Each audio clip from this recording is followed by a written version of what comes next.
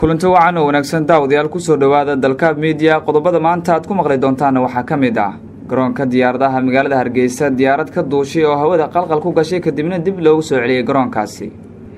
Taabid Cabdi Maxamed oo war ka soo saaray go'aankii dawladda ay ku joojisay imtixaanaadka dalka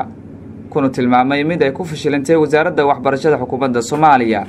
Puntland oo amar ka soo saartay ajaanibta ka howlgasha deegaanada maamulkaasi cabsi laga qabo in liiska shaqaalaha rayidka ee dawladda federaalka Soomaaliya ay gacanta u galaan dagaalamayaasha AL-SHABAAB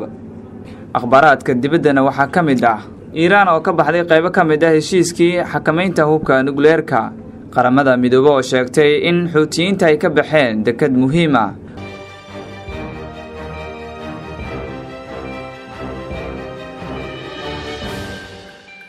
qodobadaasi qodobo kale ayaad ku daawan doontaan dalka media balse aan ku bilaabo magaalada Hargeysa garoonka Cigaal ayaa Diyaarada AL-SHABAAB waxay shalay ka qaaday 156 qof iyagoo u kala socday Sacuudiga iyo Imaaraadka markii diyaaradda hawada ay gashay ayaa duuliyihii wax uu ogaaday in cilad ay jirto waxaana degdeg ugu soo dejiyay garoonkii diyaaradaha ee magaalada Hargeysa baaris kadib qubraha diyaaradda ayaa waxay ogaadeen in shimbiro ay gudaha u galeen diyaaradda gaar ahaan meelaha aysan arkin rakaabka duulimaadkii shalay ee diyaaradda dib u dhacay ayaa maanta 120 kamid ah rakaabkii shalay ay isla diyaaradda u raaceen Sacuudiga iyagoona la sheegay inay u jeedeen umro halka 36 qof oo kale diyaarad kale u raaceen Imaaraadka Carabta xiriir kala duwan oo loo sameeyay saraakiisha garoonka diyaaradaha ee magaalada Hargeysa ayaa ka gaabsaday arrintaani wasaaradda duulista hawada Soomaaliland oo xiriir aan la sameynay ayaa ka gaabsaday inay ka hadlaan arrintaani lama yaqaan sababta keentay in diyaaraddu ay gudaha u galaan dhowr shimbir kadibna rakaabkeedii ay halkaasi ku soo laabtaan kadib markii duuliyaha uu ogaaday in cilad ay ka jirto gudaha diyaarad isla markaana ay keentay in dib ugu celiyo garoonka diyaaradaha ee magaalada Hargeysa arrintan ayaa cabsi badan waxay ku abuurtay rakaabkii saarnaa diyaaradda kuwaasi oo u kala socday Imaaraadka Carabta iyo Sacuudiga shacabka magaalada Hargeysa ayaa hadal haya dhacdadan ka dhacday garoonka diyaaradaha ee magaalada Hargeysa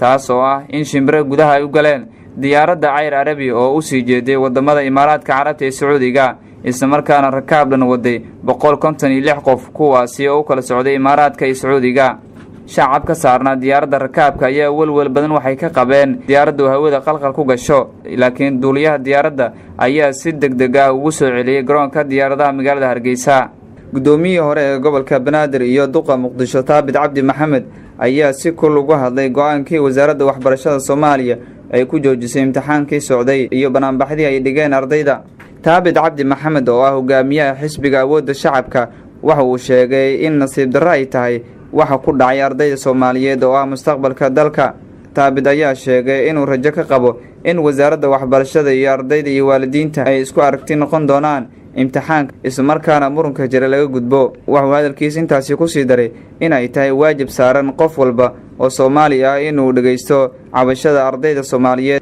go'aankii habeen hore ka soo baxay wasiirka wasaaradda waxbarashada ee xukuumadda Soomaaliya isla markaana uu ku joojiyay imtixaankii fashilku ku yimid ee 12aad ee shahaadiga ayaa waxa ka dhashay dibadbaxyo ay dhigeen ardayda Soomaaliyeed badankooda iyo go'aano ay qaateen maamul goboleedyada qaar ee dalka ka jira waxaa si weyn ugu soo horjeestay go'aankaasi ka soo baxay wasiirka wasaaradda waxbarashada xukuumadda Soomaaliya madaxweynaha maamulka Hirshabeelle Maxamed Cabdi Warar isagoo ku amray inay dib ugu laabtaan shaqaalaha ka socda wasaaradda waxbarashada ee xukuumadda Soomaaliya kuwaasi oo korjoogto ka ahaa imtixaanka wasaaradda oo ay qaadaysay sidoo kale maamul goboleedyada ka hor yimid waxaa ka mid ah maamulka Galmudug oo sheegay in wasaaradda aysan ka sameyn wax wada tashi go'aanka ay ka qaadatay imtixaanka guud ee dalka kaasi oo ay sheegtay wasaaradda inuu ku baxay qish isla markaana ay go'aan ka soo saartay oo ay ku joojisay imtixaankii dugsiyada sare ee ardayda ay galayeen war saxaafadeed ka soo baxay wasaaradda shaqada iyo shaqaalaha Puntland ayaa amar ka soo saartay shaqaalaha ajaanibta ee ka howlgala deegaanada maamulka Puntland war saxaafadeedkan ayaa dhammaan waxa lagu amray shirkadaha iyo hay'adaha kala duwan ee ka howlgala deegaanada maamulka Puntland in ay muddo bil gudahood ku soo gudbiyaan xogta shaqaalahooda oo dhameystiran waxay kaloo ay Puntland amar dul dhigtay loo shaqeeyaasha oo ay ku amartay in bil gudahood ay ku soo gudbiyaan xogta shaqaalaha si ay ula socoto wasaaradda shaqada iyo shaqaalaha maamulka Puntland ayaa wuxuu soo saaraa amar kala duwan oo ku aadan deegaanada maamulka Puntland iyagoon amradaasi ku sheega in marnababa ay u dulqaadan doonin waxyaabaha dhibaya shacabka deegaanada maamulka Puntland. Arrintan ayaa waxay imaanaysaa kadib markii cabasho badan ay muujiyeen dhalinyarada joogta deegaanada maamulka Puntland kuwaasi oo sheegay inay shaqo la'aan baasan ay ku hayso deegaanada maamulka Puntland. waxaa saacadihii ugu dambeeyay soo ifbaxay warar sheegaya in dagaalamayaasha al-shabaab ay heleen liiska dhammaan shaqaalaha rayidka ah ee Soomaaliya oo gaaraya in ka badan 5,000 oo qof. warar la ogaaday isla markaana laga helay dhalinyaro badan oo ka tirsan shaqaalaha rayidka Soomaaliya kuwaasi oo qaba walaac xooggan oo ku aadan amnigooda kadib markii ay heleen xog ku saabsan in al-shabaab oo loo gacan geliyay liiska shaqaalaha rayidka Soomaaliya.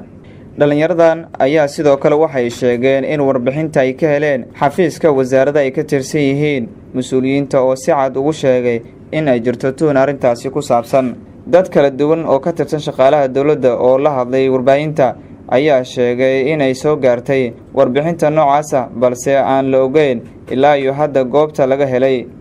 xubno ka tirsan mas'uuliyiinta amniga oo la hadlay warbaahinta ayaa sidoo kale waxay xaqiijiyeen in la soo gaarsiiyay warbixintan isla markaana loo sheegay in ay aad uga adkeeyaan ammaanka magaalada Muqdisho si loo ilaaliyo shaqaalaha dawladda oo ay soo wajahday Qatar xooggan. si rasmi ah looma oga halka laga helay liiska shaqaalaha rayidka Soomaaliya balse waxay wararka sheegayaan in liiska shaqaalaha uu yeelo dhowr xafiis oo ay ka mid yihiin xafiiska guddiga shaqaalaha rayidka Soomaaliya, xafiiska wasaaradda maaliyadda Soomaaliya, xafiiska ra'iisul wasaaraha Soomaaliya,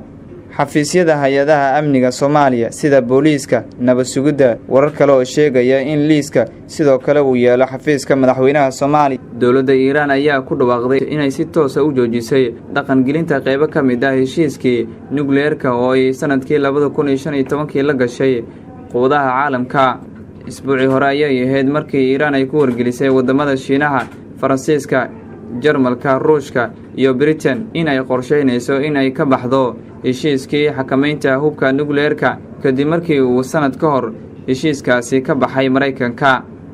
Iiraan ayaa heshiiskaasi u ogolaanayay inay hoos u dhigto soo saarista hubka nukleerka haatan ku hajabayso inay korinayso. qaramada midoobay ayaa sheegtay in Xuutiyiinta Yemen ay iskaga baxeen 3 dekad oo muhiim ah kuwaasi oo markii hore gacanta ku hayeen Xuutiyiinta Yemen. afyeen u hadlay Xuutiyiinta Yemen ayaa wakaalada wararka ee Anadolu u sheegay in ay banayeen dekadahan oo ay ku jirto dekada muhiimka ah ee Xudayda. dekada magaalada Xudayda ayaa ah halka ugu muhiimsan oo ay 90% dadka reer Yemen cuntada ay ka helaan iyadoo sidoo kale halka 80% la soo marsiyo gargaarka bini'aadanimo. hanaanka ka bixitaanka dekadaha oo ay qaramada midoobay horboodayso ayaa soo bilowday 11 bishan May. guud ahaan intaas ayaan ku soo gabagabeynayaa daawadayaal warkii aad ka daawanaysaan dalka media. intaan warkaan oo kale aan ku kulmi doono sidaas iyo nabadgelyo.